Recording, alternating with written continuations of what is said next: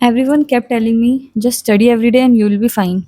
But how much to study, from where to study, what to study, which book, nobody tells you that part. So I will.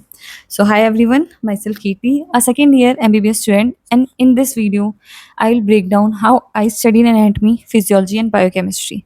What worked for me, what failed for me, what timetable to follow, how to not panic before exam, best books for me, I will tell you that. Okay so मेरे पास बहुत सारी queries आ रही थी इस चीज़ के regarding. जितना मैंने observe किया है, सबसे फर्स्ट चीज़ जो मैं आपको बोलूँगी वो ये है, डोंट पैनिक। आप अकेले नहीं हो। आपके साथ आप ही के बैच में देख लो 50, 100, 250 जितने भी बच्चे हों, आप अकेले नहीं हो, सबका फर्स्ट टाइम है। धीरे धीरे सब मैनेज हो जाता है टाइम के साथ। Don't panic and try to manage the things. Okay, कैसे करना है, क्या करना है, ठीक है, उसके लिए गाइडेंस चाहिए होती है सीनियर की। I will help you with that. मैं पर्सनली सबके डीएम का रिप्लाई नहीं दे पा रही हूँ, बट इसलिए मैं ये वीडियो बना रही हूँ। अगर मेरे को टाइम मिलता है मैं डेफिनेटली रिप्लाई करती हूँ। So I will continue with that कि सबसे पहले एनाटमी, मैंने कौन कौन से रिसोर्सेज यूज़ किए, कौन सी बुक यूज़ की, वो मैं बताऊँगी। मैंने यूज़ किया था सबसे पहले बीडीसी। बीडीसी से शुरू करो। अभी कई कॉलेजेस में हाँ, ये एक और क्वेरी थी कि क्या कहते हैं, हमारा इतना सिलेबस हो गया कॉलेज में, सिलेबस बहुत आगे बढ़ गया है, कुछ नहीं किया हमने, कैसे मैनेज करें, बहुत आगे बढ़ता जा रहा है, हमारा पीछे रह गया है, कोई ये कह रहा है, कोई वो कह रहा है। देखो, थोड़ा प्रैक्टिकल हो जाओ, लेके बैठो चीज़ें। सोचने से कुछ नहीं होगा, स्क्रिबल करने से बट टाइम जाता है और कुछ नहीं होता है। तो लेके बैठो, starting with the anatomy, zero volume, basic है। तो बेसिक नहीं करोगे तब तक आगे कैसे बढ़ोगे? अगर मान लिया बेसिक तुम्हारे कॉलेज में खत्म हो गई, फर्स्ट वॉल्यूम में पहुंच गए, सीधे फर्स्ट वॉल्यूम से शुरू कर रहे हो, अरे पहले बेसिक तो देख लो, टर्म क्या होती हैं, किसको क्या कहते हैं। तो शुरू करो ज़ीरो वॉल्यूम से। है तो ठीक है, नहीं तो पीडीएफ डाउनलोड कर लो, बुक है तो बुक से पढ़ लो। ऐसा कुछ नहीं है कि तुम्हारे पास बुक नहीं है तो ये, जिसके पास टैब है वो टैब में डाउनलोड कर लो, जिसके पास नहीं है वो बुक्स ले लो। एंड वन थिंग, ऐसा कुछ नहीं है कि टैब नेसेसरी है। फर्स्ट ईयर में मेरे पास खुद नहीं था, मैंने नोटबुक में पढ़ा था।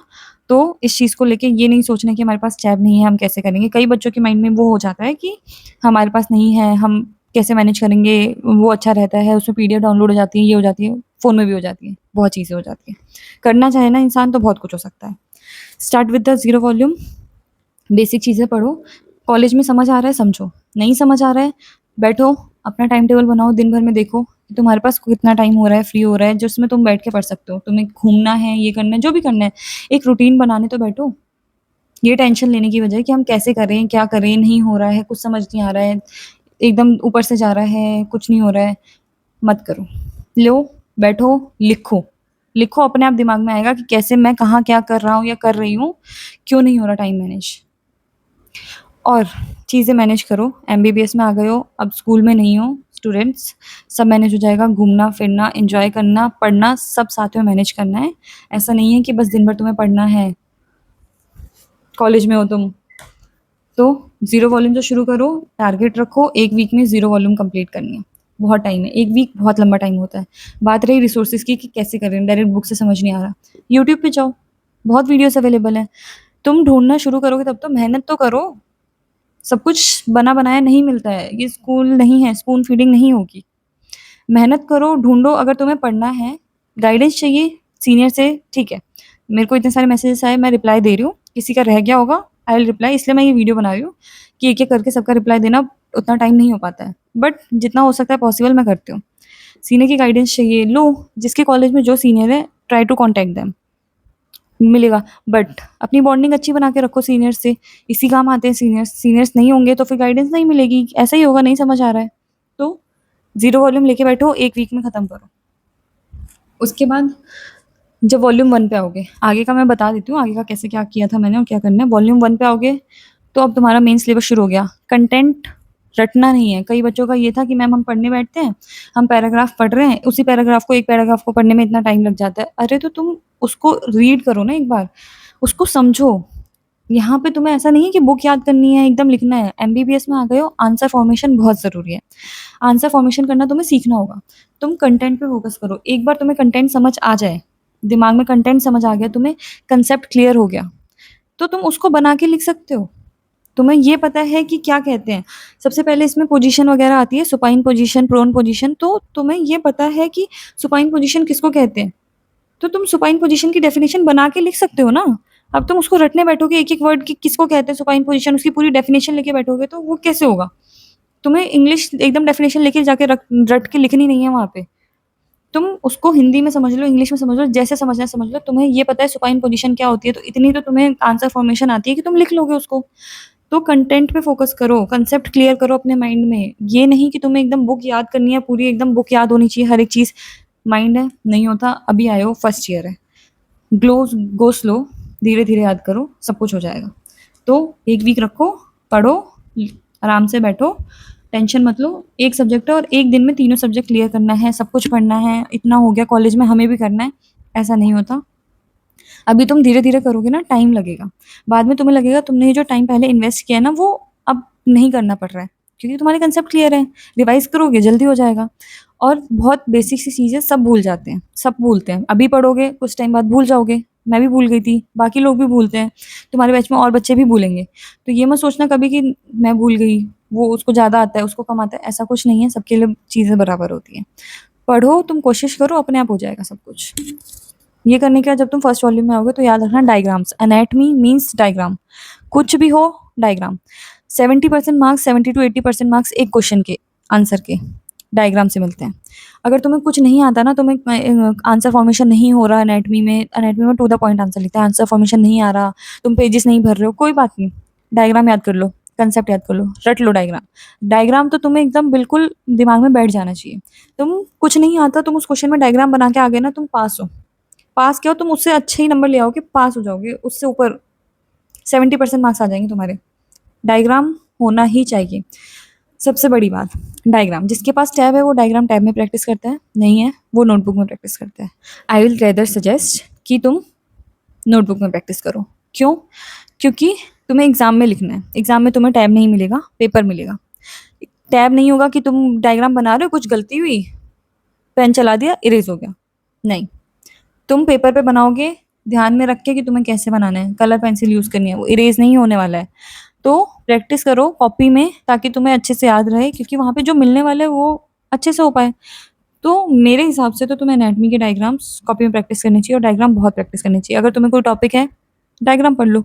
तुम्हें टाइम कम हो रहा है, टाइम मैनेज नहीं हो रहा, बाहर घूमने जा रहे हो, कुछ भी है, डायग्राम पढ़ लो, एटलीस्ट तुम्हारे माइंड में रहेगा वो टॉपिक तुम्हारा हो गया। पेपर के लिए सबसे टेंशन कम हो जाएगी अगर तुम्हें डायग्राम आते होंगे। तो एनाटॉमी में डायग्राम है सबसे मेन।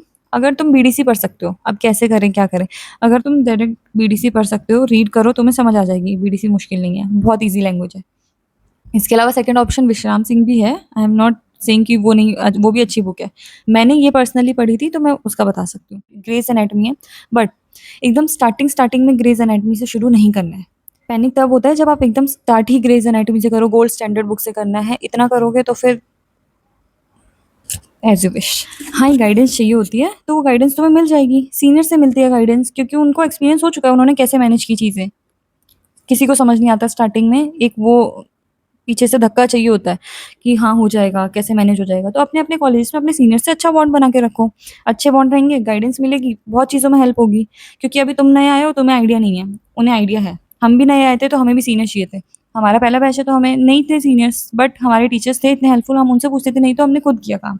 तो मुझे वो स्ट्रगल अच्छे से पता है कि कैसे चीज़ें अगर नहीं पता हो तो कितना टाइम लगता है। मैंने अपनी बहुत चीज़ें ट्राई करी हैं, देखी हैं, उनमें टाइम वेस्ट किया है, फिर समझ आया है।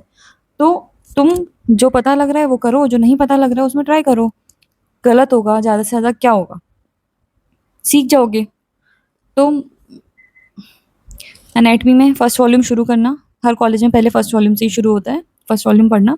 अगर तुम्हें लेक्चर्स देखने हैं तो मैंने पर्सनली जोहारी के लेक्चर्स देखे थे, एसेंशियल्स ऑफ मेडिकल साइंस के लेक्चर्स देखे थे, एंड मैरो के लेक्चर्स देखे थे, अश्विनी सर के। तो अगर सब्सक्रिप्शंस, हाँ सब्सक्रिप्शन की बात रही तो ले सकते हो, if you can afford it take it.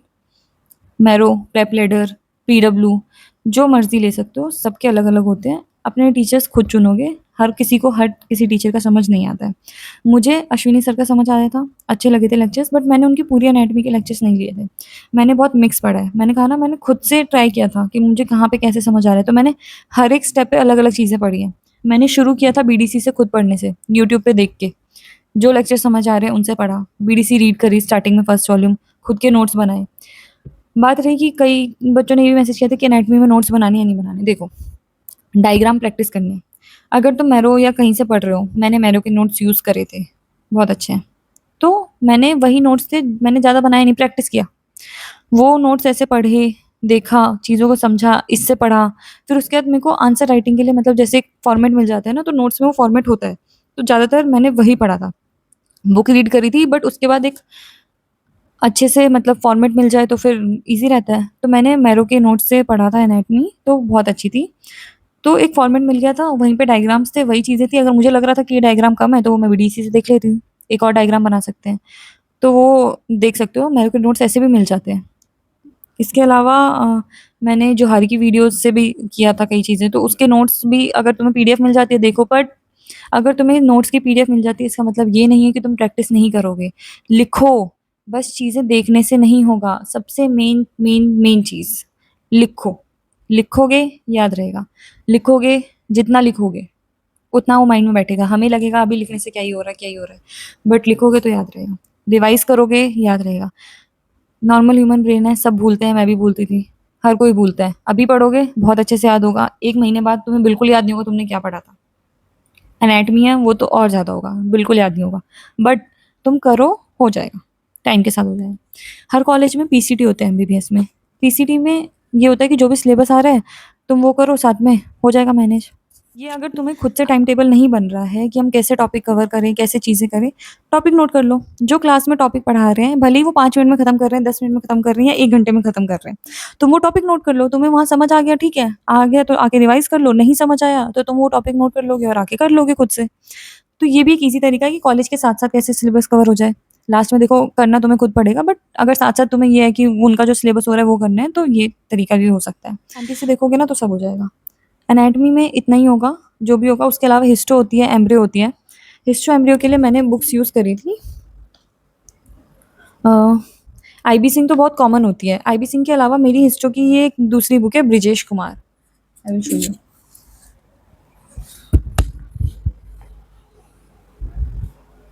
हाँ, दिस इज़ ब्रिजेश कुमार की ये हिस्टोलॉजी की बुक है। ये अच्छी बुक है। मैं कोई स्पॉन्सर वीडियो नहीं बना रही हूँ, इट्स अ नॉर्मल वीडियो।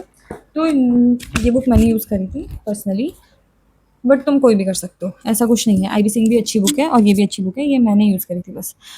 तो हाँ, तो अपनी हिस्टो एम्ब्रियो भी स्टार्टिंग से अगर हो सके तो मेंटेन करना। हिस्टोलॉजी पर्सनली मेरे को बहुत ख़राब लगती थी, नहीं समझ आती थी। सारे वो पिंक ब्लू एक जैसे दिखते हैं, बट तुम अगर स्टार्टिंग से थोड़ा करोगे तो हो जाएगा। हमारा तो लेट हुआ था थोड़ा, बट हो जाएगा। बहुत मुश्किल नहीं है चीज़ें।